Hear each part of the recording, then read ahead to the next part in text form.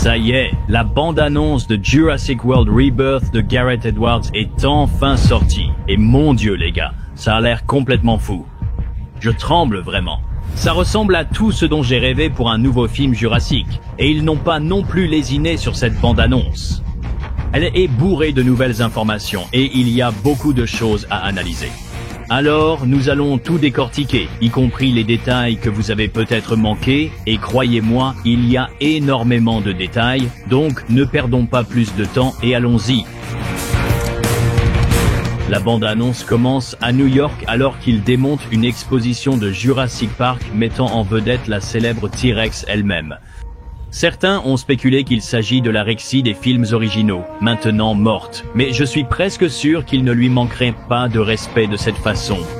Le personnage de Rupert Friend, Martin Krebs, présente le Dr Henry Loomis, joué par Jonathan Bailey, au personnage de Scarlett Johansson, Zora Bennett, une experte en opérations secrètes envoyée en mission hautement dangereuse pour collecter l'acide désoxyribonucléique de 3 dinosaures géants différents afin de mettre au point un remède révolutionnaire contre une maladie mortelle. On les aperçoit ensuite sur l'île, explorant parmi les hautes herbes, avant que Zora ne lève les yeux vers quelque chose, et c'est la queue d'une créature gigantesque. Quelle créature, me demanderez-vous? Eh bien, rien de moins qu'un titanosaure. Non, je ne vais pas refaire la blague sur Godzilla, ils sont incroyables, regardez simplement la longueur de leur queue. Ils sont magnifiques, les effets spéciaux sont impeccables, même inachevés, le résultat est déjà impressionnant. Et dans la scène suivante, on a cette vue très atmosphérique de l'île couverte d'un épais brouillard, et en la traversant, ce qui semble être notre premier aperçu du Quetzalcoatlus Renaissance. J'adore l'ambiance de ce truc, c'est à ce moment-là que ça m'a rappelé King Kong de Peter Jackson, ça rend vraiment super bien. Ensuite, on découvre ce qui est probablement le Costa Rica, où l'équipe a été envoyée pour trouver quelqu'un capable de les faire entrer et sortir de l'île. Leur homme étant Duncan Kincaid, incarné par Mahershala Ali, un contrebandier chargé de faire passer des choses et des personnes là où elles ne devraient pas être, comme l'a expliqué Zora Bennett. Aussi, si vous regardez bien ici, vous verrez l'équipe assise sous cette mâchoire de mégalodon qu'on a vue dans certaines images des coulisses. Ce bar a l'air génial, j'adorerais y aller, et les visuels sont superbes. Je me souviens que les gens s'inquiétaient que le film soit gris, à cause des premiers supports promotionnels, mais regardez ça, il y a tellement de couleurs, et aucune de ces affreuses teintes bleues des films précédents. Quand on nous présente Duncan, il semble jouer au poker, donc je l'aime déjà bien ce gars-là. Le gars ne joue pas seulement avec son argent, mais aussi avec sa vie, comme vous le verrez plus tard dans la bande-annonce. Ensuite, on les voit partir à l'aventure, et c'est notre premier indice que Edwards s'inspire d'un autre film de monstres de Spielberg, Les Dents de la Mer. Nous verrons encore plus de cette horreur marine plus tard dans la bande-annonce. Ensuite, nous avons ce magnifique plan qui semble tout droit sorti de The Creator, et dans l'environnement, on peut voir ce qui ressemble à des structures artificielles. Au début, je pensais qu'il s'agissait d'un long bâtiment ou d'un genre de métro pour transporter le personnel autour de l'île, mais dans le plan suivant, cela semble être un ancien système de clôture avec ce qui ressemble à du matériel minier abandonné en arrière-plan.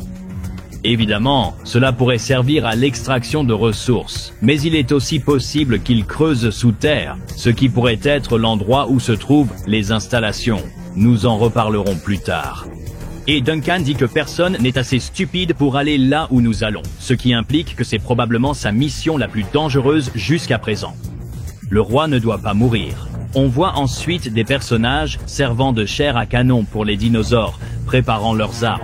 Leur compte à rebours fatal est déjà visible à l'écran. Et on a cette vue magnifique, très Skull Island, de l'île, et pour être honnête, elle a l'air plutôt petite, ce qui est surprenant. C'est peut-être juste l'angle. Et on entend Zora nous faire une grande révélation.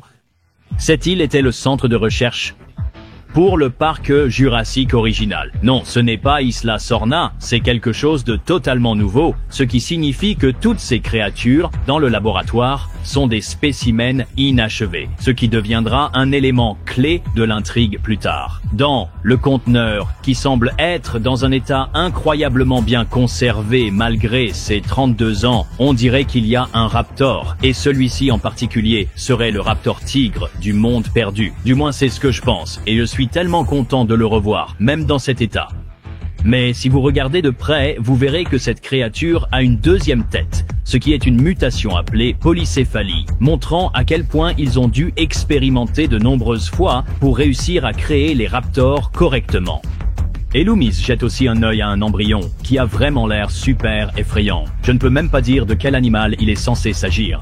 Dites-moi dans les commentaires ce que vous pensez que c'est. L'équipe prépare son équipement pour prélever l'échantillon sur le premier animal de la liste, le Quetzalcoatlus, et ils sont en course contre la montre pour essayer de récupérer l'échantillon de l'œuf avant que la mère ne rentre. Krebs ne comprend pas vraiment pourquoi ils doivent le prendre dans un œuf, et Loomis lui rappelle que cette créature est un carnivore volant de la taille d'un F6. Et il répond « Ouais, c'est pas faux ». Et on a droit à une scène plutôt sympa où ils descendent la falaise en rappel pour atteindre le nid. Et à l'arrière-plan, on aperçoit des cascades, ce qui me rappelle vraiment le décor de l'héliport dans le Jurassic Park original. Bien sûr, ce ne serait pas Jurassic sans qu'il y ait un problème, et la maman en colère revient à son nid et commence à attaquer l'équipe. Et oui, il est visuellement beaucoup plus petit que celui que nous avons vu dans Dominion. J'ai vraiment aimé ce design, même s'il était un peu trop grand, mais j'aime aussi celui-ci tout autant, juste d'une manière différente. J'adore la coloration et les piquants qui reflètent à la lumière du soleil. Loomis se tourne vers la caméra, dit un juron et est projeté hors de la grotte. Je n'ai pas réussi à comprendre exactement comment cela s'est produit, mais je suis presque sûr que les Quets se sont emmêlés dans la corde et ont essayé de fuir pour se mettre en sécurité. Mais en faisant cela, ils ont aussi entraîné Loomis dehors, ce qui donne une scène assez tendue alors que Zora essaie de s'accrocher à la corde. On entend Loomis dire que les dinosaures étaient tout simplement trop dangereux pour le parc d'origine. Les pires des pires ont été laissés ici. Les dinosaures qui se sont déchaînés dans la série Jurassic Park sont ce qu'InGen a réussi. Imaginez les horreurs de tous les sujets qu'ils ont ratés. Et avant qu'ils ne nous montrent probablement le moment fort et la plus grande controverse concernant la bande-annonce, ils nous montrent les griffes instantanément reconnaissables d'un vélociraptor, les traquant dans un décor familier qui pourrait être une cuisine, mais c'est peut-être trop évident. Puis on nous présente cette monstruosité alors qu'une main massive entre dans le cadre à travers le brouillard, et c'est là que la véritable terreur se manifeste, car jusqu'à présent, la bande-annonce était étonnamment légère, mais ensuite ce mutant arrive et bouleverse complètement le film. Regardez bien le mutant de Jurassic World Rebirth, le résultat d'une expérience ratée en essayant de créer un T-Rex. Et cette créature est gigantesque. Je suis content que Garrett ait toujours ce qu'il faut pour donner une vraie impression de gigantisme. Son sens de l'échelle est tout simplement inégalé. Nous ferons une vidéo plus longue pour expliquer exactement ce qu'est cette créature. Alors abonnez-vous et mordez le bouton de notification pour rester à jour avec tout ce qui se passe sur Dangerville. Et appuyez sur le bouton « J'aime » pendant que vous y êtes. Essayons de diffuser cette analyse aussi loin que possible. Mais cette créature a vraiment l'air folle. Certains dans les commentaires l'ont détesté, mais moi, je l'adore. Ce n'est pas juste un autre théropode, c'est quelque chose de totalement nouveau. Et ça va donner des cauchemars aux parents. Et il semble que ce soit la même scène où Duncan Kincaid va risquer sa vie, ce que j'espère vraiment n'est pas le moment où il meurt. Allez mec, tu peux t'en sortir. Mais bon, il va probablement mourir. Ensuite, on découvre la nouvelle voiture de Jurassic Park, et si c'est un peu flou, voici un meilleur aperçu. Elle est magnifique, mais elle ne ressemble pas vraiment à quelque chose qui viendrait du début des années 1990. En fait, elle ressemble plutôt à un Warthog de Halo, c'est assez futuriste, donc je suis curieux de voir comment ils vont expliquer ça. Ensuite, on a des plans très inspirés d'Alien dans ces scènes sombres. Des couloirs humides, que je pense être les installations d'InGen, cachées profondément sous terre. Vous vous souvenez des équipements miniers qui ont peut-être été utilisés pour construire cette installation secrète afin de la garder hors de vue des surveillances? Et on a cette scène où Zora avance accroupie à travers ce qui semble être des systèmes d'égout, et elle tire sur quelque chose qui vient droit sur elle.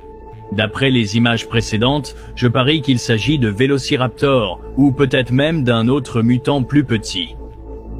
Ensuite, on a quelque chose qu'on attendait depuis longtemps.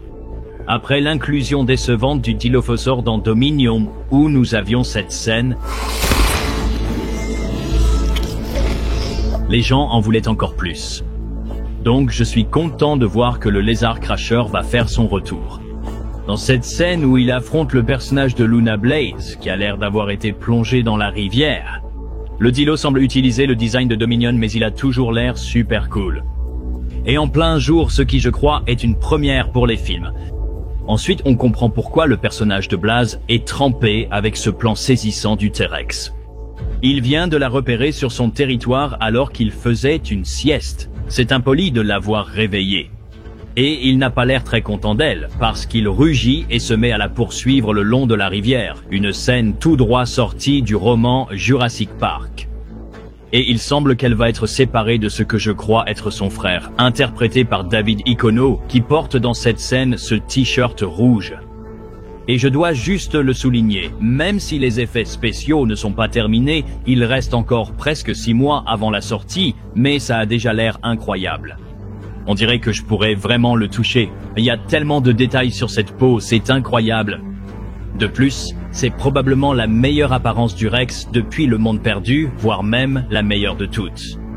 J'adore les rayures colorées sur les dinosaures. Il y a beaucoup plus de variété ici, fini le gris et la même couleur de peau terne. Chacun a vraiment une apparence unique. Je ne sais pas mec, je suis tellement content de ça. C'est juste moi, c'est juste moi. Ensuite, on jette un autre coup d'œil à notre monstre à l'intérieur du laboratoire d'InGen. Et l'un des membres du personnel s'est retrouvé piégé à l'intérieur de l'enclos de cette monstruosité, avec la bête elle-même. Ouais, ce gars-là est mort, et ces gens semblent être complètement équipés, et le laboratoire est intact. Donc je suis prêt à parier que c'est le début du film. Et c'est un flashback qui montre la défaillance de l'installation, un peu comme l'ouverture de Jurassic Park avec le Raptor qui mange un membre de l'équipe. Ensuite, le slogan « Survivre », c'est loin d'être gagné et vraiment percutant. Mais le clou du spectacle, c'est la scène avec le Spinosaure. Et il n'y en a pas qu'un, oh non, il compense le manque de Spinosaure dans les 3 derniers films en nous en donnant 3 entiers. Et ils ont un tout nouveau design, plus réaliste. Maintenant, ce plan a été révélé dans le matériel promotionnel hier, et Jacob travaillait d'arrache-pied à l'analyser jusqu'à ce que Univers sorte la bande-annonce en avance, mais on se posait tous la question, pourquoi le Spinosaure est-il avec le Mosasaure? Mais nous avons maintenant une explication sur la raison pour laquelle le Mosasaure semble si détendu avec les Spinosaures. C'est une relation symbiotique où ils aident à défendre le territoire et à chasser pour se nourrir, de sorte que les 2 animaux finissent par avoir de quoi manger. C'est un concept intéressant pour Jurassic, vu que dans les films, les dinosaures semblent constamment vouloir s'entre-dévorer. Donc c'est un changement de rythme agréable, et quelque chose de surprenamment réaliste. Et on a un bon aperçu de ce nouveau design du Spinosaure, et à première vue, pour être honnête, je ne suis pas vraiment fan. Le cou est vraiment trapu et le visage a un peu les pires traits du Baryonyx de Fallen King. Mais c'est plus réaliste que le design de JV3. Le crâne est assez proche de la réalité et ils ont même ajouté une griffe plus grande. Donc les concepteurs ont vraiment fait leurs recherches ici et j'aime beaucoup les motifs rayés sur sa voile. Donc peut-être que je finirai par l'apprécier. Et Zora, comme un vrai dur à cuire dans une scène qui rappelle un peu les Dents de la Mer, semble utiliser un fusil de chasse et tirer sur les Spinosaures depuis le côté du bateau. Mais je ne pense pas que ce sera suffisant contre le Mosasaure qui bondit dans les airs et on peut s'attendre à ce qu'il retombe violemment et fasse chavirer le bateau. Puis le carton-titre apparaît, Jurassic World Renaissance. Et mec, ça me rend tellement excité. Le nouveau lore potentiel, les secrets qui seront révélés, la combinaison de la science-fiction avec le côté brut et sale, l'atmosphère et tous les dinosaures, tout ça a juste l'air tellement bien. Si tu m'avais demandé à 12 ans quelle serait la suite parfaite de Jurassic Park, c'est ça que je t'aurais montré. La bande-annonce en révèle peut-être un peu trop. Je pense qu'ils auraient dû garder le mutant secret, mais il a clairement un rôle important dans le film. Donc évidemment, ils voulaient le révéler eux-mêmes avant que, je ne sais pas, les jouets le fassent ou quelque chose comme ça. Si j'avais une critique à faire, ce serait que certaines blagues ne fonctionnent tout simplement pas, ce qui se remarque d'autant plus que le reste de la bande-annonce a l'air vraiment excellent. Les petites blagues, probablement pour équilibrer le ton sombre, me sortent un peu de l'ambiance, sans pour autant gâcher quoi que ce soit. Le film sort le 2 juillet et on a beaucoup de choses à aborder, alors abonnez-vous et mordez le bouton de notification pour rester au courant de tout ce qui concerne Jurassic. Qu'avez-vous pensé de la bande-annonce? Vous a-t-elle plu? Vous avez détesté? Dites-le en commentaire. J'étais Alistair et on se retrouve dans la prochaine vidéo, les résidents.